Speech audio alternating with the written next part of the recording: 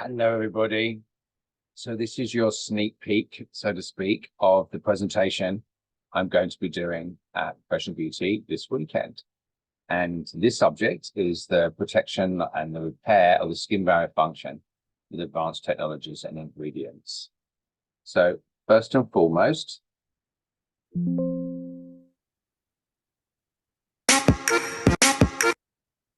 why about that? So the skin, our function, the skin's raison d'etre. So this is our complete function of the skin itself and how we can help protect it. And in recent years, this has become an awful lot more of a problem. It always wasn't, actually, for some strange reason, but it's hit the headlines in the recent year or so, I would say, in regards to the skin biome, gut health, all the rest of it. So it is a big topic, unfortunately, like a lot of things out there. People get overly excited or jump on bandwagons or think of the latest, greatest fad. Well, to be honest with you, it's not. This function's been around for a very long time. And we just need to know the best ways of helping to support the function and fix it if it's in problems. So we know the microbiome, of course, which sits on the surface of the skin. And we know that despite some volumes of research demonstrating otherwise, and the persistence of long-held dogma that the stratum corneum is merely a collection of dead cells. Well, that's not true. It is a bricks and mortar structure that supports the external activity, but it is also biologically active and it's extremely important to our overall health of our skin. It can be disrupted. Things like atopic dermatitis, psoriasis, and rosacea are a normal loss of the skin barrier function. Other ones are things like acne vulgaris. It is a visible line of protection from the outside world, but also from the inside world. And there's lots of stuff at the moment being dedicated to research on this, not just on the barrier function itself, but the development of cancers and various things. We know that SPF is obviously mandatory, but there's much more at play than just that. A microbiome mania, as I call it. So it's the internal flora and probiotics. So are they for us, against us, or just cohabiting? So the associations can be traced back to trillions of microbes in our gut producing chemicals that break down proteins and cell walls. They affect chemical regulation, the immune system, and the brain, in fact. The problem with today's microbiome is research mainly on bacteria, and this is where the problem lies. Most of it ignores the fungi, the protists, the viruses, and other parts of the microbiome, which actually are as equally as important. It's tempting to think that regular doses of friendly bacteria will keep your gut healthy.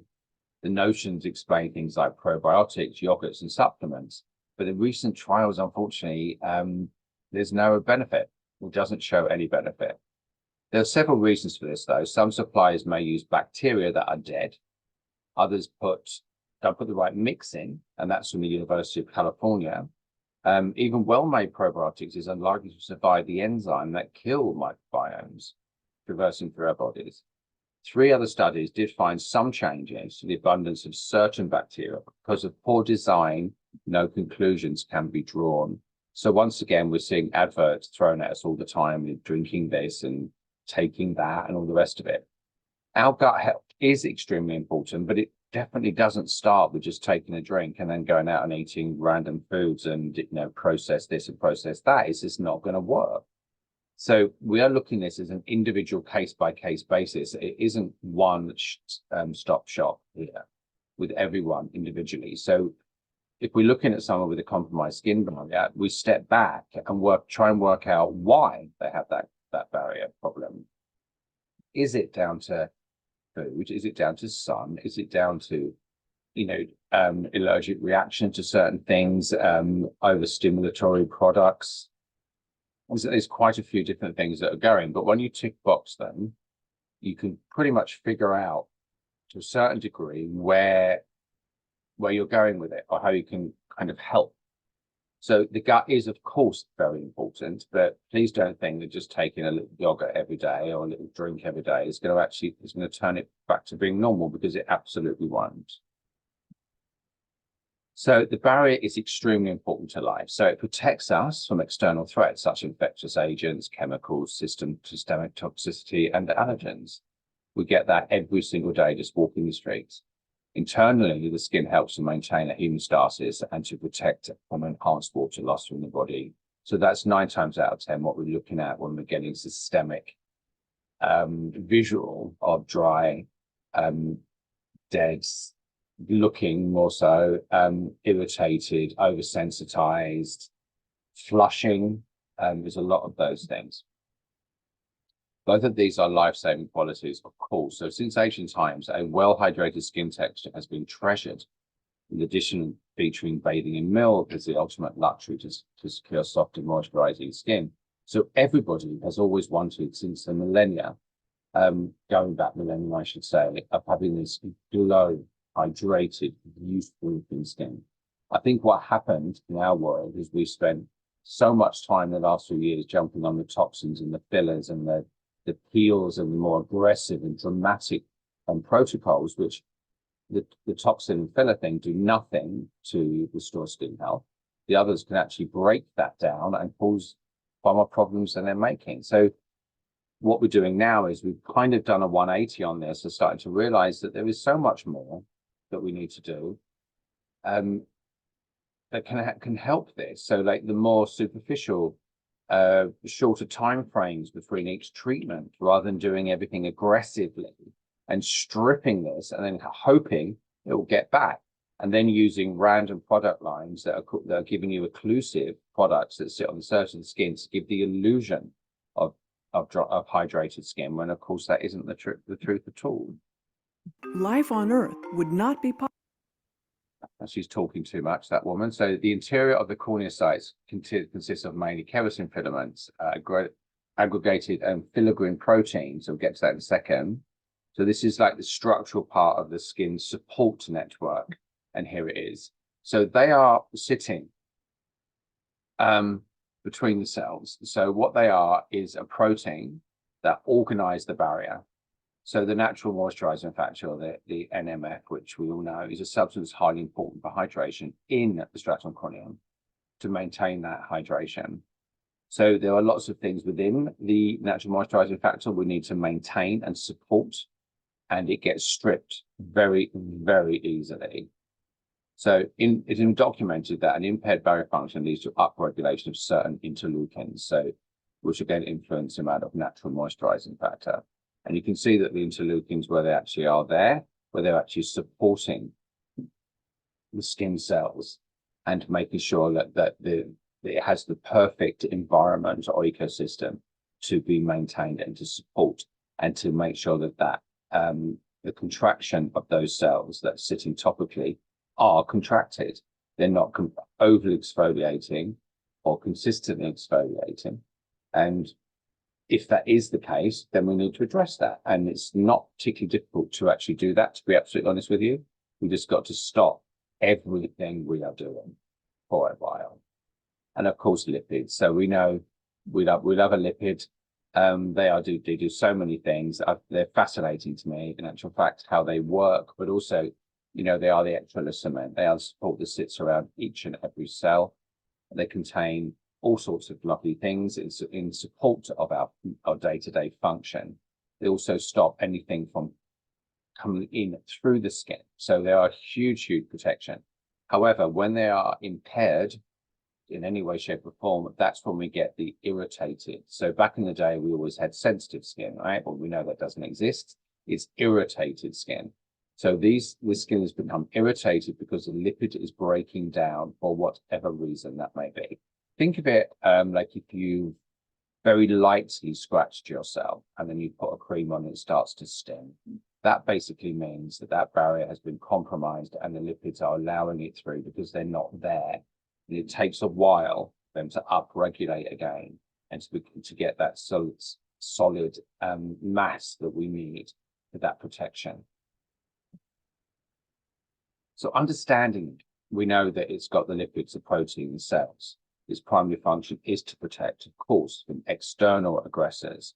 And the healthy skin barrier maintains that hydration level. So when we get clients who come to us going, they're dehydrated, or in their terms, usually dry. Is it? Have they got dry skin? No, it will dehydrate it, which is an internal problem. So that's when we sit back and go, okay, how do we stop this? Do we give them some moisturizer that's got 3 ton of hyaluronic acid in it or whatever? No, because that's inside. Yes, it will give the illusion, but that's all it is, an illusion. We need to occlude the skin to allow our natural barrier to reform itself.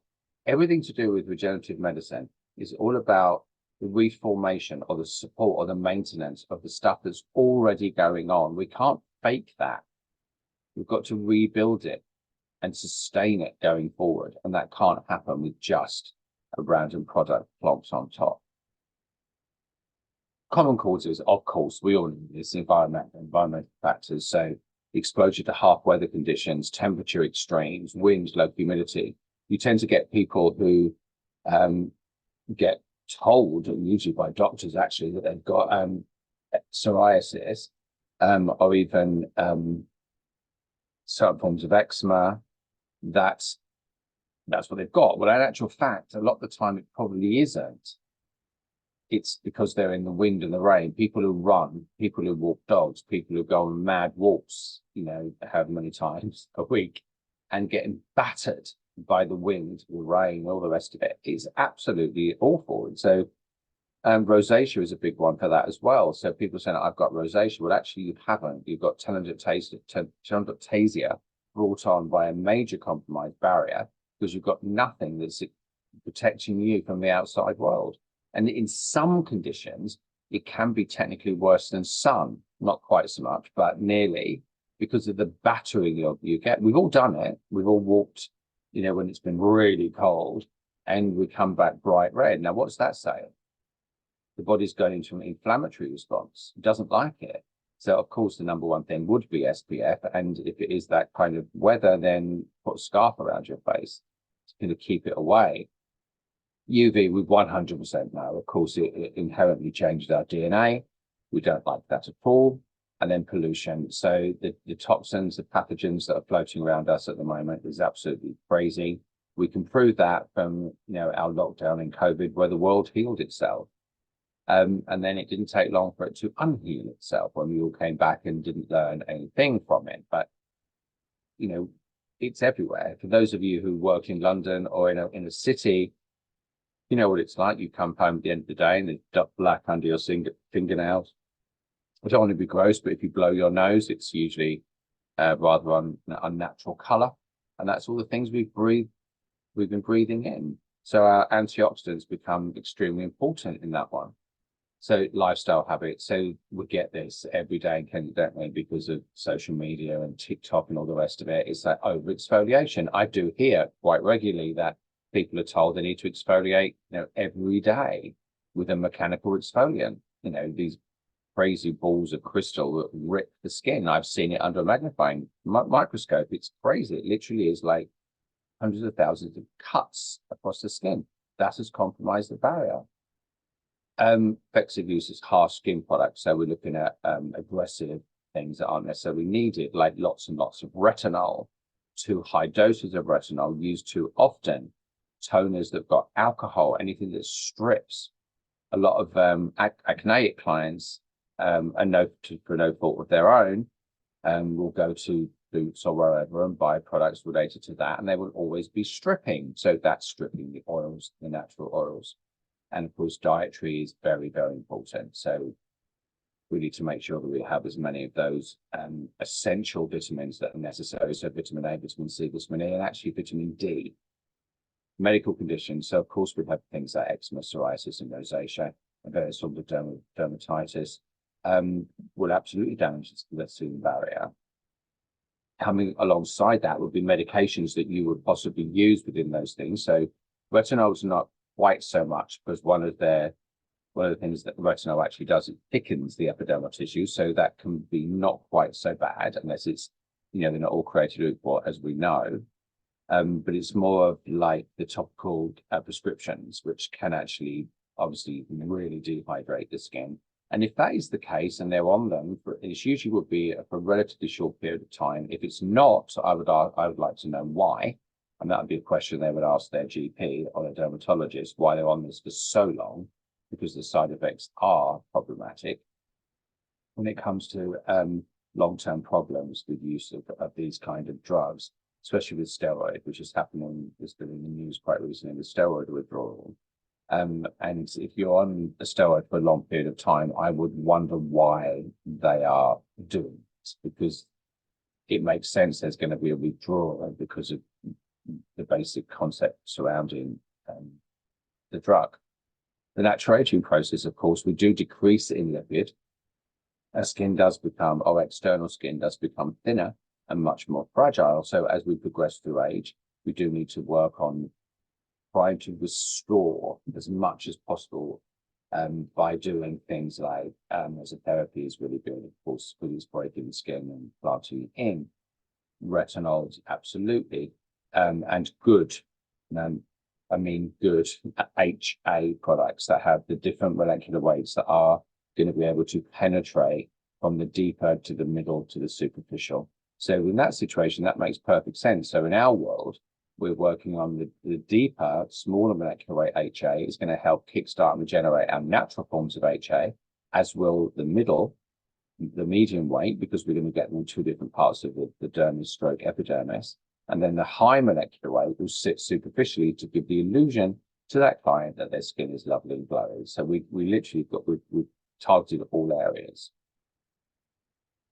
Signs, as we absolutely know, you can see it's dry, it's dehydrated, it can be quite flaky, it's rough to the touch. That's my number one go-to. I always say to people, just run your finger over your nose through to your mid-cheek. Does it feel smooth as a baby's bottom, or does it feel slightly rough? There you go, answer to the question. Redness and inflammation, yes, completely. So once again, though, are we looking at the spectrum of rosacea? Are we looking at telangiectasia? Are we just looking at flushing? So this now looks at their lifestyle. Is their lifestyle, as I stated earlier, they're running every day, they're walking dogs every day, they're very active, all those sorts of things. That could be the reason why they've got an inflammatory response, but it doesn't necessarily mean they've got a compromised barrier. A lot of the time it does, though. Sensitivity and irritation, yep, that could be environmental, that could be skincare products, it could be certain allergens. So that's your point when you ask the question, what do you use? How often do you use it? Flakiness and rough texture, that's definite an impaired barrier function, and increases susceptibility to breakouts and infections.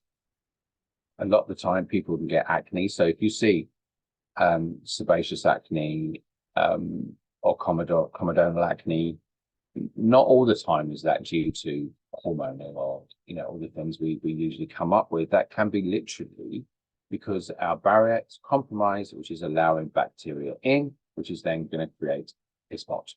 Simple as that. So it's quite easy to see those, though, in a way, because they're not targeted like hormonal acne in the lower portion of the face or around the forehead, which is usually due like from IBS or stomach issues or bowel issues. It's usually mid-face and sporadic.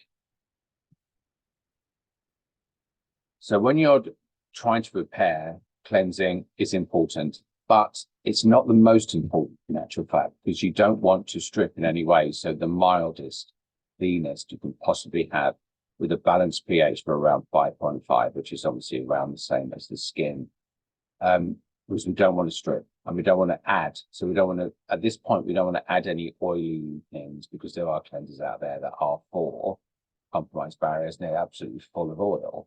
No, I want something else to help sustain the barrier. I just want the cleanser just to remove any excess dirt and grime from the skin. Hydrate. So bizarrely enough, hyaluronic acid, shock horror, glycerin, panthenol, use humectors and inclusives to attract and seal in hydration respectively. So when I say that, and I say this sometimes when people get really bent out of shape sometimes, there are products out there that are true occlusives, which are usually used post-clinical procedure where there's injections involved. But one of the best inclusives in the whole wide world is petroleum jelly. And a lot of people go, oh, it's a carcinogen and all this stuff. No, it's not. And But what it actually is, there are two products in the world that anti-climatin, antibacterial, antimicrobial, anti-everything. One is hyaluronic acid and one is petroleum jelly.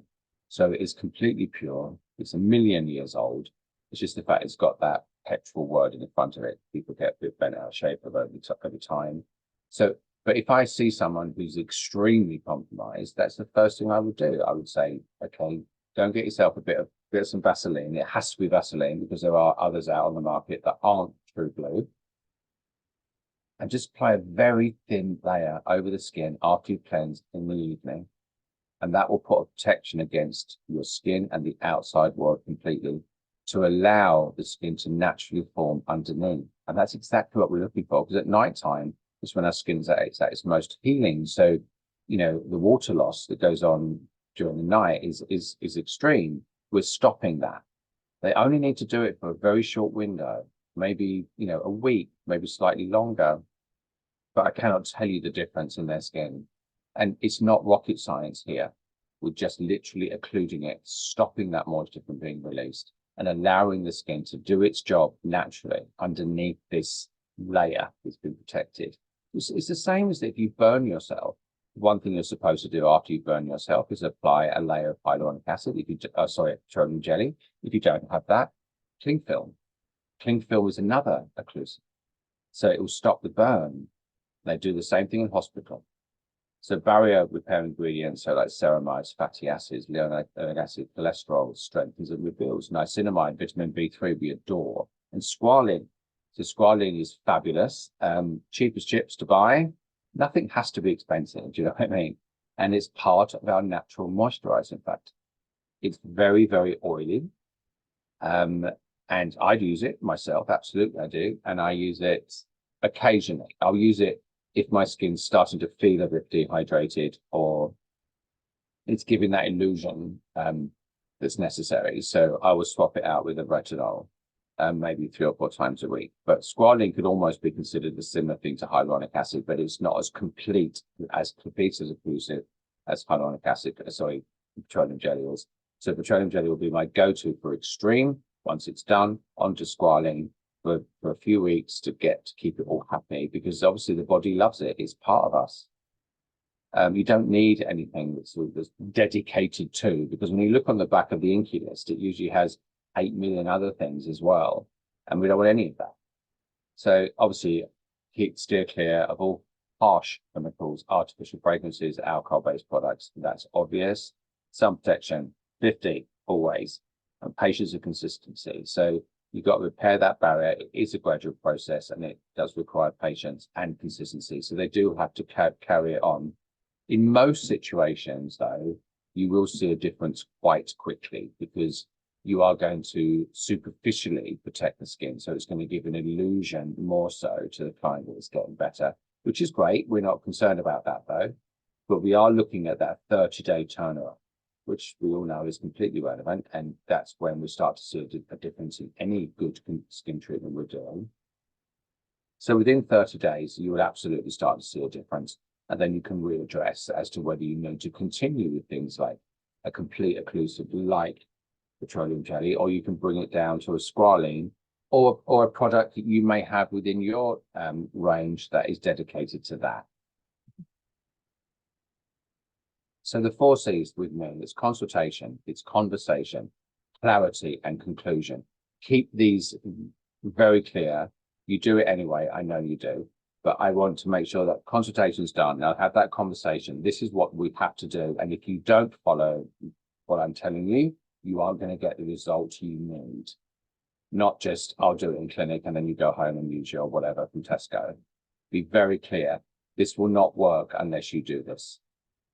So not without being, like forceful, like I can be.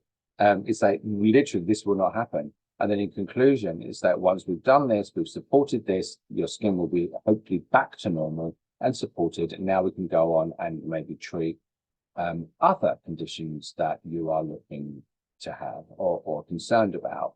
Because why would you deal with pigmentation or fine lines and wrinkles or pretty much anything if the barrier is that compromised? Because you're just, any product that you're applying that's going to be supportive and helping, it's just going to be released. look at all the treatments we're doing. We're doing like radiofrequency, ultrasound, microneedling, radiofrequency, collagen production, acne and scar treatments related to peels, hydroquinone, retinoids, vitamin C, lasers. I mean, there is so much going on out there and so many things that people are doing to people on a consistent basis, sometimes doing combination therapy that should not be combined. They're doing them too often, too aggressively. And all of this stuff is carnage on the skin if not done correctly. Now, I think those that know me, you know, I'm obsessed with microneedling and mesotherapy, all of these things. I love them, but done in the right way, they are mind-blowing, but not done in the right way, they're not. So if you're looking at a client who is compromised, why would you do any of these? Just stop, readdress, repair their skin, and then start, but not aggressively. And also it depends on their age and you know, what their history is. All of these things are there, but to keep doing these overkill, and I think we all agree it's happening quite a lot recently. I'm seeing it an awful lot. I thought we were calming down on aggressive treatments, but it seems to be popping back again. And it will always, always come back and bite you. It has to.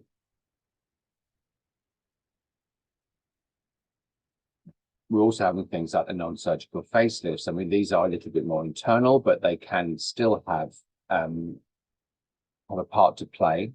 Maintenance, so all the facials and all the things we have done, which is obviously great. They're a little bit more supportive. But the most important thing is the preventative.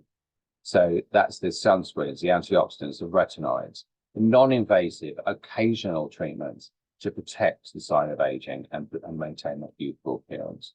So, you know, our job is extremely important and very relevant, of course, but my God, so is theirs. So I think everyone will admit that this is so, so important when it comes to their skin health, that they have to follow this path. And I'm not the best salesperson in the whole wide world, but I keep getting told I am because I'm not doing it with the word sales attached to it, because that would make me nauseous. This, in my head, it's like, it's non-negotiable. Like, why am I going to treat you when you're going to go home and use your SPF you bought from Boots last week? Can't. I'm so sorry. I can't. Because I don't want them coming back in a couple of months saying it didn't work, or going somewhere else and doing something ridiculous. Like, if you are honest, they will pay. And it's not about, you know, charging huge amounts of money and making loads of commission, because you're going to have that client for life if you do this to them, because they're going to believe you because you're absolutely not lying. Just ask them to Google it. And also, if they haven't got the money, give them the one that's the most relevant, like one product, most relevant. And is that SPF, or is that a retinol thing that's going to protect and support what you are doing? When they see the difference in their skin just by using that one product, then they're going to come back again without question. I think gone are the days of having this, you know, whole line of products put in front of them and then just puts them to get panicky, buy them all and never use them. It's really about the actives. I'm really not bothered about cleansers and toners and moisturizers and all that stuff. Really not important. Get the actives that are going to do the job. They will come back and buy the rest of it at a later date. So we've already mentioned it, but we are diagnosing. So we are diagnosing the condition. Yes, you have a compromised skin barrier. Why? You work outside a lot. You're in the sun. You don't do anything to support yourself. That's a good one, because that's an easy one to be fixed. If they have rosacea, let's work out what those triggers are, because obviously rosacea can be problematic with a barrier. So it's not something we can cure, of course, but without question, we can maintain it and support it. So let's work out, you know, what those triggers are and how we can help in maintaining that, and then supporting it and helping not to have those triggers, and giving them like a whole menu of things they need to do to make sure that doesn't happen again. And just answer my own question with the treatment, and then of course the home care, extremely important to make sure that they're taking home the right thing for whatever you have got given them diagnostically. And bearing in mind, once that barrier has become less compromised and their skin looks a lot better and glowy and sexy and healthy, we don't need to give them those products anymore. Done. Then we can go back to maybe what their original idea was. Maybe it was pigmentation, maybe it was aging, whatever that may be, and you'll change up the product line to maybe your retinol, vitamin C's, all the rest of it. Of course, mandatory SPF, that goes without saying. So I've already mentioned this, so the aesthetic diagnosis, so it really is so important for that identification of what's going on. And a lot of people don't really understand this. They really don't. And I did it. I think we probably all have done in the past. This sounds hilarious now, but if our skin was a little bit dry, dehydrated, or felt a little bit rough to the touch, the first thing we do would be reach out for the exfoliatory mechanical product, which would strip our skin into its life. And we think, oh, we're doing an amazing job right now. This is great, stripping off all of that tissue. Then we put some dodgy mask on the top to try and help. Well, actually, that does the absolute opposite. But that was around for a long time. And unfortunately, people still do it, which I find quite weird, considering the amount of researchers out there that prove the absolute opposite. And also, it's not rocket science, is it? You've got this dry, dehydrated, quite, rough texture skin. You're stripping it off with these hundreds of thousands of badly cut, they call them beads, but they're very rarely spherical. So they are stripping for 2 seconds because the product is in them. Once you've rinsed that off, it's gonna feel quite hydrated. That's because that product is probably full of oil. What have you just done? You've stimulated the skin with an inch of its life, which is going to produce more oil, which will make it drier. Then you're going to, and you've stripped off more of the barrier, which means you can take much more time. It's open to infection. It's open to bacterial and pathogen invasion, which means you're going to end up with a much worse barrier. So everything when it comes to the barrier is less is more. Do not exfoliate if it's got a barrier on. I mean, look, let's make it very simple. If you're going to do, if I've got a compromised barrier in front of me, the first thing I do would be peel them, which makes no sense to some people. They're going, oh my God, what do you mean? Why are you peeling their skin? Well, think of an acid, not about skin stripping. That's old hat. Acids are there to stimulate something. So whether that's collagen production, whether that's overt stimulation of the keratinocytes, if that's melanin, whatever that may be, the acids are relevant to each and every one of those things. So if you're using a PHA, like gluconolactone, you could even use like lactic, which we love, or even pyruvic, sadly enough. Their job is to stimulate collagens or keratinization as well. So they go deep enough to kickstart that process, meaning that you're helping to support the new cells working out perfect. Retinol is amazing. We don't care about all the effects it has, apart from one, which is thickening of the epidermis. And of course, SPF, off they go. I can guarantee within 3 weeks, the skin will be completely different. And you do it every 2 weeks, maybe times 3. So it's giving you an amazing protocol as well. It's doing great things outside of you basically just targeting the compromised barrier. It's doing an awful lot more as well. We're not really worried about at the time, if that makes sense. We're kind of coming in from different perspectives, but we're going to come out with an amazing result. And as I said, the simplicity is there. So the treatment is, we want to rejuvenate. We want to help make sure the skin is gorgeous and glowing and fabulous. All the things that we all want from our own skin. And the number one compliment I think anybody can ever get from anybody is not, oh my God, your lips are massive, or your lips are fabulous, or your eyebrows are halfway up to your forehead. That's never, you never get those compliments. But about all of the people that are into the more aggressive forms of surgical interventions, like the ones I just mentioned, even then, if you said to them, what would be the best thing anyone could say to you, that answer would be, you've got beautiful skin. Now, who doesn't love that, first and foremost?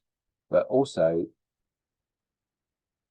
it seems to be something that a lot of people don't go towards, should I say. They want that, then they spend so much time doing things that are going to negate that, if that makes perfect sense. So having a beautiful, glowing, gorgeous skin is so anti-aging.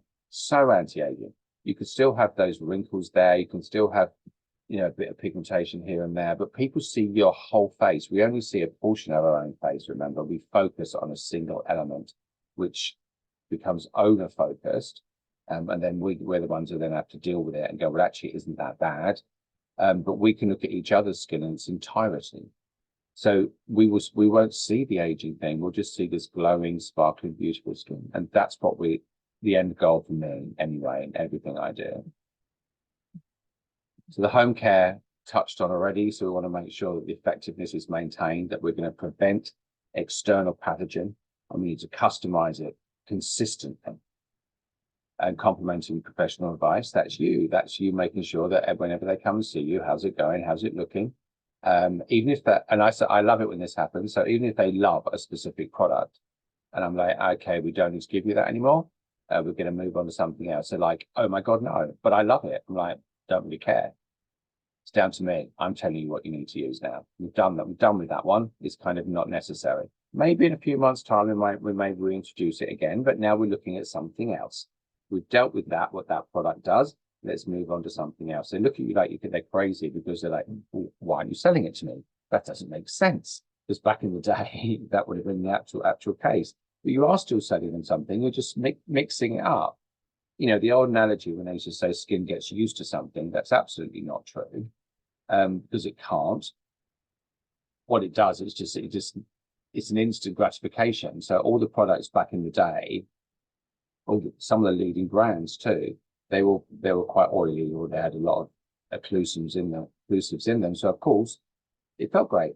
You're putting this, you know, varnish over someone's face, and instantly they're like, "Oh my God, that's amazing! I feel great." Then that's it. Stops. Doesn't do anything else. So it's not it gets used to it. It just doesn't do anything else. Whereas we're doing the opposite of that. We want the skin to maintain itself with or without product. So the actives that we're looking at are the non-negotiables, the vitamin C's, the vitamin A, vitamin E, the AHA, BHA, PHA, peptides, growth factors, and SPFs. These are the gold standard in anything that we're looking to use. Of course, we all know that a lot of them aren't created equal, and that is a problem sometimes. So we just need to make sure that the products we are using, and I know that we all do our due diligence in making sure that what we do use has the optimum. And then when the client takes that home, because this really is outside of the world of things like mesotherapy or certain skin feels, a lot of this is what they will be using at home. So actives themselves, just jumping on this, these are my personal favorites. I'm sure that you could possibly add a couple going along, but this is it for me. Retinol, of course, vitamin C is actually my chosen favorite. Vitamin B3, D, E, all forms of antioxidants, SPF. I put alpha hydroxy and beta hydroxy acids within there because I absolutely think that they are an active. Ceramides, of course, so we've got that. They're in the uppermost layers of the skin, so they need to be protected. And peptides, so peptides are building blocks of protein, so we absolutely need those. Luckily, peptides can be mass produced. They can be made in a lab, but once again, you need to make, are they created equal? And there are peptides that can be targeted for various different things. The ones that are most prevalent within our industry is the collagen and elastin peptide. That's fine, you know, no problem with that, but there are others as well that would be targeting different things, which would be a lot more effective. And this is just a basic overview, which I'm sure you all know already, but the complexity surrounds retinol. It's silly, really, because it's very simple in actual fact, but because the powers that be just change a letter within it, it becomes all very complicated, like retinol, you know. So all derivatives of vitamin A are retinoic acid, all of them. And retinoic acid is a natural form within our bodies. True retinoic acid, the only way you can deliver that is to a prescription drug. That goes straight to the point, does its job, bye-bye. Now we have all these others. So the retinol esters are, don't get me wrong, I'm not judgy, but they are the weakest of all of them. So that with the way retinol works, and which is why it's so brilliant, is that it goes through stages before it has to convert to retinoic acid for it to work, end of. So it has to go through various stages before it becomes retinoic acid. And the more stages means the weaker and less effective it is. So the retinol esters are the weakest. So they have to go through 3 before they become retinoic acid. So that's extremely difficult for them to do because they're very topical. Retinol is the most studied and the one we know the most about, that only needs 2. Retinal, which I have heard a few people banging on about recently, and a few products out there that contain this, I very much doubt it, because it's just needs 1, and retinoic acid, as we said, is directly retinoic acid. Now, retinol, don't get me wrong, there's nothing wrong with retinol, but it is very, very powerful. You definitely need hand holding with it. And to be honest, if you're going to go on that, I would get them to see a GP or someone and just go straight on Tret, because it's not far away from Tret and you've got more control over it. But with retinol being shoved in a product that we're not 100% sure about, the control issue is slightly gone. So I have no problem with sticking to good old retinol with an O, because that's where the studies are. We know how it works. We know how to control it. We know how to work with it, which is extremely important. The esters are the ones that are tending to put in the more superficial products, the ones you find in Tesco and Boots, or palmitates, all of those sorts of things. And again, no judgy, but a lot of the good brands will contain both. So you would get more of an external, which is the instant gratification, I guess. And then the retinol will go much deeper and do the job we want it to do, whereas the esters won't really do that. We also want everything to be approved. So all the stuff that we are using, whether it be product, whether it be injectable, whether it be device, we want that CE, we want that FDA, whatever it may be. And that gives us a peace of mind. There is so much out there. And I know I bang on about this a lot, but it's not so much about the efficacy of the product. It's more about the safety of the product. I want to know that whatever I'm doing, safety was key. And that's the number one thing in any CE or FDA, that yes, they want to know the product works, and that's amazing, brilliant. But more important to me is the efficacy, knowing that the safety is there. Why would you not do that?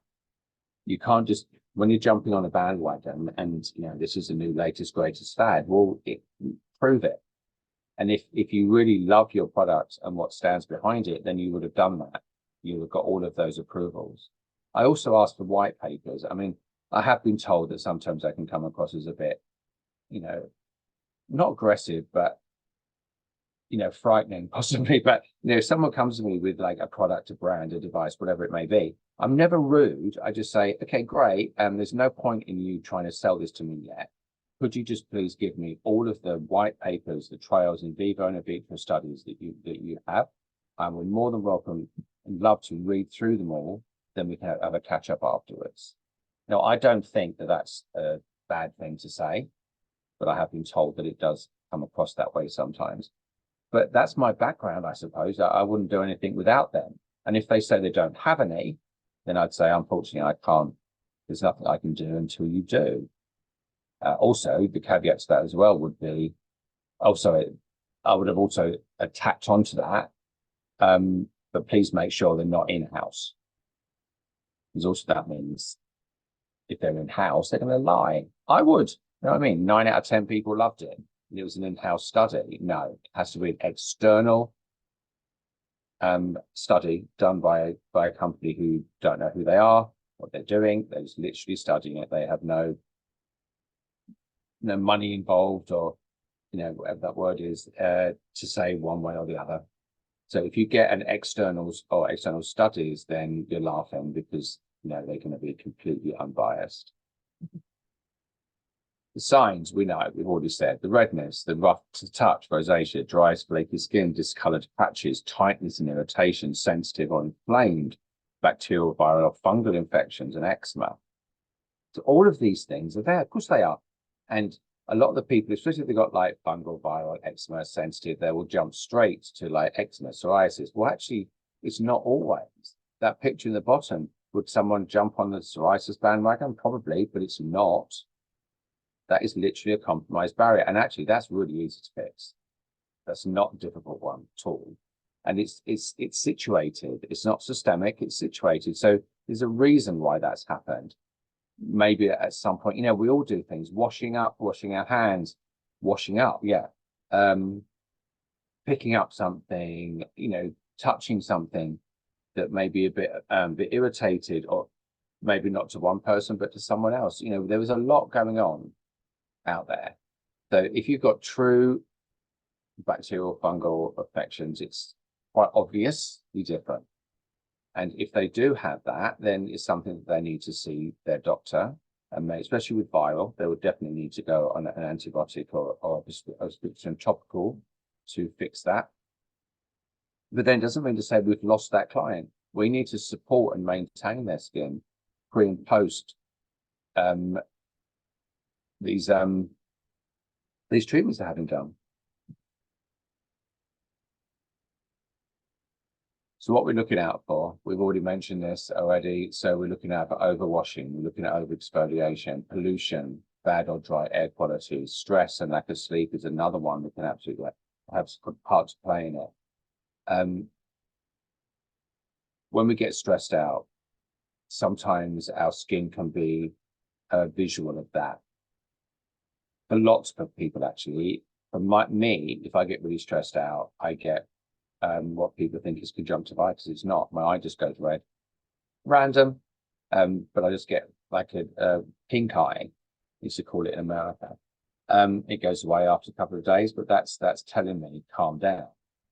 Skin can be exactly the same. You do remember, we all know it's the largest organ in the body. It needs to be protected. Genetics. There is studies out there that do relate to some people having genetically impaired barrier. But it doesn't mean to say that you can't help. It just needs to be a little bit more controlled. And then aging, we already mentioned that. So we're repairing with things like vitamin B3, vitamin B5, vitamin D, vitamin E, all gorgeous. Hydrate as much as you can, reduce inflammation as much as you can, and use sunscreen and supplements where you can. That's really very, very clean, very simple. Now, preparing for treatment, we all know how obsessed I am with this, but what we need is something that can kill and remove all forms of bacteria and pathogens from the skin. So this is your starting point in anything you do. So if you do have a compromised barrier, it's a breeding ground for all of these pathogens and bacteria to attack it. We need them gone. So get rid of that. And the only way of doing that is by using a hypochlorous acid. Well, hypochlorous is the body's natural fight against infection or phagocytosis, or like a Pac-Man who runs around eating up all of the bacteria. And it's phenomenal. All of the tests have been off the scale, mind-blowing. And they can 100% help and support certain things like eczema and psoriasis. It's your first line of defense before you try anything else. So someone comes in, and this is not just in what I'm talking about today. This is about treatment, in treatment, pre and post operatively, every single time. Whatever you're doing, I don't care. Facial, nails, pedicure, injectables, whatever it is. You want to make sure that skin is clean before you touch that client, and it's completely clean before they leave the building. Then, of course, if they have conditions like the psoriasis and infections of any description, it's something you give them to take home to use consistently. And this is their starting point.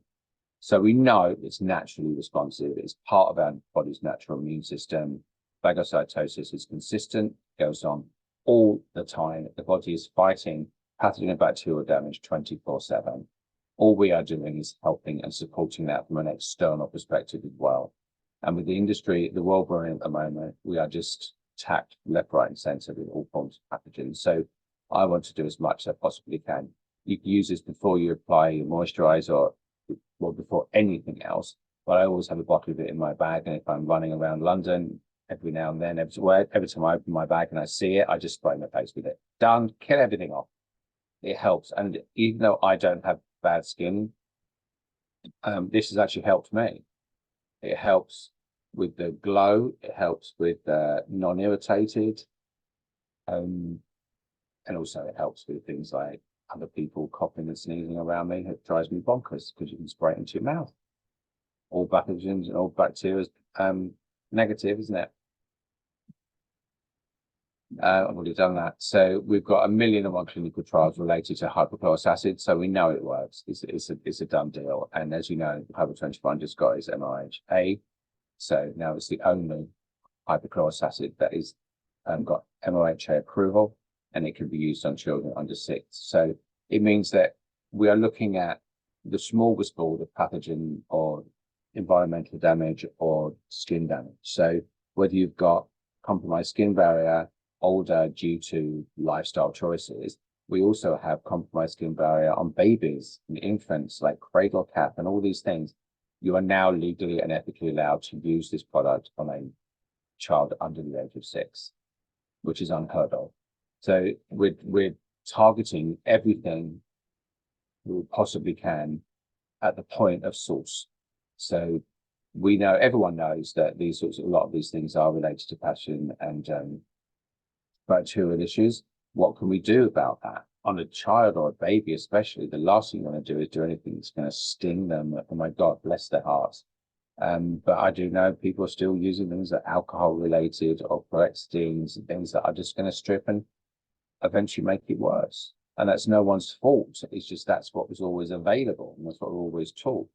Now life's very different, and we've moved on, and we can really see why not cure something with the particular cell that does it anyway. And that's the bit that's genius. So hypochlorous is doing it all the time. So we're just helping that along.